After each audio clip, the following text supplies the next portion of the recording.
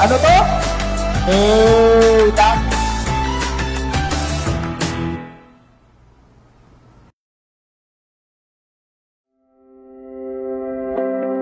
Eye health, its relevance in the changing times. Yeah, times change so fast. What you learn today will be absolute probably next month or the following months. You have to learn, unlearn, and relearn.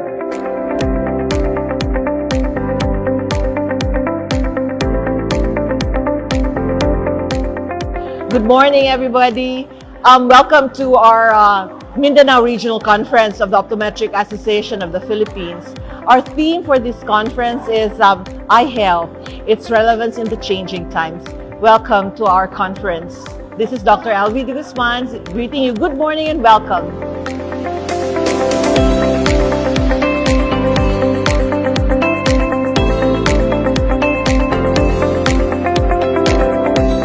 So the optometrist is now authorized to perform comprehensive eye examination with the use of diagnostic pharmaceutical agents.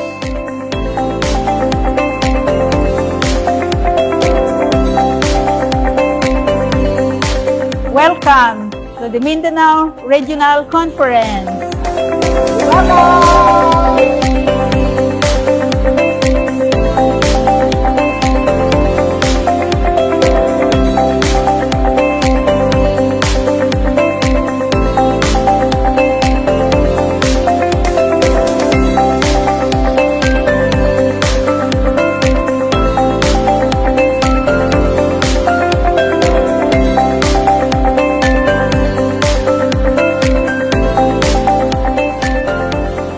To Mayor Eliordo Bebot Ojena, to all our OAP past presidents and all OAP society presidents, all the delegates who are here, our beloved suppliers, a wonderful and pleasant morning to all. This OAP regional conference is a dream come true, no? So I would like to thank all of you for attending this conference.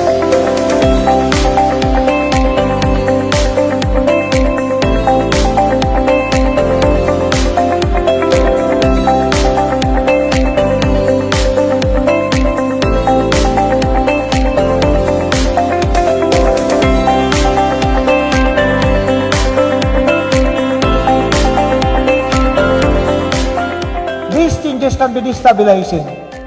Kaya nga, sa profession ninyo, mga doktor, you have to innovate, you have to adapt.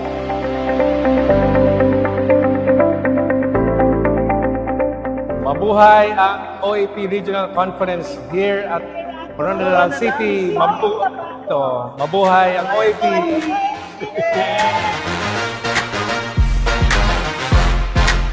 So the UHC actually envisioned a framework that is integrated and comprehensive approach. So hindi tayo pwede magkanya-kanya. Iisang team tayo, no? We are valid organizations of optometrists. But our courts, hindi naman dahil sinabi mo na organization ka, tatanggapin na kaagad. So you have to prove that you are duly registered as an organization, that you've been duly recognized by the government.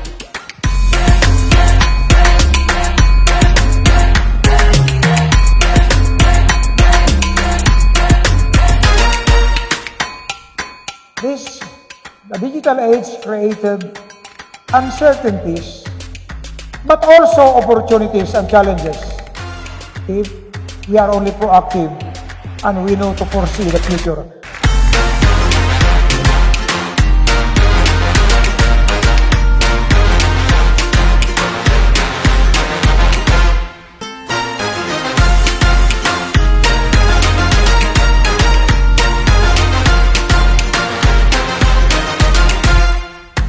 On behalf of the people of Coronadal, I extend my warmest welcome to all participants.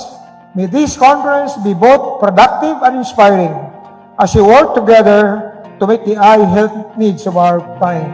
Maraming salamat and God bless you.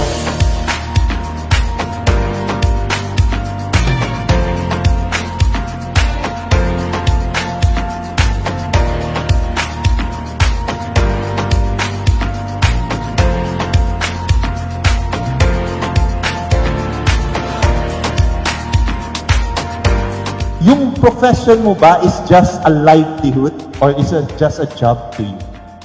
Or nandoon ka na sa career pero nasa professional excellence career ka. Kailangan maging magaling ako. I need to know this, I need to have this skill. Or you are in a mission-driven career. Or you are being called to a higher calling, a higher profession. Like connecting to the community.